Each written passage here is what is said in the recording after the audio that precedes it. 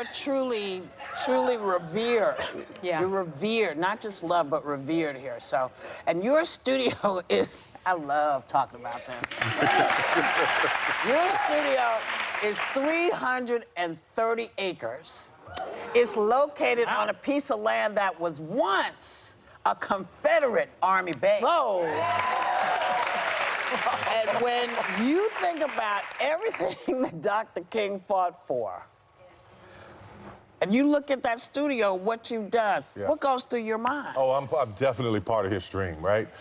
I'm in his backyard where he grew up there in Atlanta. So Atlanta always felt like the promised land for me. So for me to be able to go in there, build this studio, not only open a door, but take that door and lay it down and let it become a ramp for other people to come through and come up on. I love having that moment for sure. The irony of it is great, The irony, too. I love it. yeah. That's the great thing about this country. There's the irony of it all. You know? Because you're down the street from a place where you were once homeless. Yeah.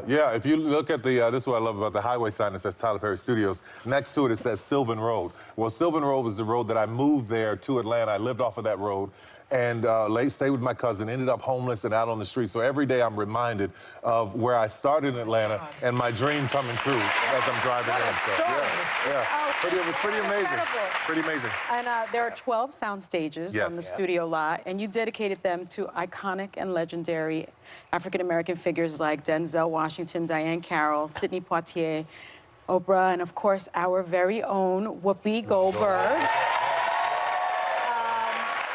And I was there the night of the dedication. Thank you so much for the kind invitation. It was so incredible, Tyler. It was aspirational, inspirational. We all cried a lot that night. And after, why was it important to dedicate the sound stages? Well, I wanted people to be immortalized because here's the thing. Every studio I go into in Hollywood, I don't see anybody of color represented on any of the buildings and the streets or anything like that. So I thought, I've got this great opportunity. We all contributed too, so why not honor these people who had great contributions over the years? And I think that it's just a wonderful thing to do, to have them living there forever. Hallie and Cecily and you, and it's a wonderful moment. What did it mean to you, Whoopi? Well, you know, the truth of the matter was it meant a lot because it came through someone who I've respected from the moment I met them, because I knew there was something about TP that there just was, and I couldn't believe that he actually asked me to be in one of his pieces.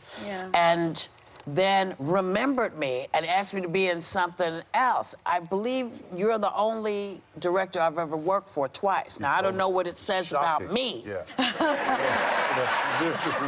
know, but it meant a lot. And then to get the invitation for that, the thing that I thought to myself was, I'm only sorry my mom isn't here, because she believed that one day, and said it, one day somebody's gonna put you on the side of one of these sound stages. And it's why I fight to make sure that everybody is aware of this historical thing that he has created. Beautiful and smart, but I feel like the connection between Hollywood and Atlanta is getting smaller. It's not fixed yet, because if it were fixed, we'd be giving you an Oscar this year. That. You'll be getting a lifetime achievement pretty soon. So in addition to all of that, one of the Democratic, I guess the debate was held at the TP studio in November. So, I mean, talk about Hollywood and Tyler Perry mixing together. Now we have politics and Tyler Perry. So talk about that a little bit. Well, to think that possibly the next president was at the studio means a great deal to me, debating there. And even there's a replica of the White House where I shoot my show, The Oval, which is on BT. And Joe Biden actually went over to the White House and started talking to some of the people there for one of the after receptions. So it was really cool. Really cool. Who's your choice? Do you have one? Ooh, you put me on the spot right now. doesn't have to answer. It's pending. I'm waiting for the nominee because I don't want to get ahead of it because I know that I have a lot of people that follow me, that listen, and I know that when I start moving in that direction, it's going to move the needle because listen to me, black people have always made a difference when it comes to things like this. Yes, And I have a lot of people following me, so I'm waiting for the nominee, and we'll see. They can't. No one can get the nomination without the black vote. Yeah, well, and Can't here's the get it. thing. I'm not opposed to a Republican president. I'm not opposed to a Democratic president. I want somebody who is going to be in office who is morally there to be for everybody in the country, not just for one group of people. Yeah. Exactly. Yeah.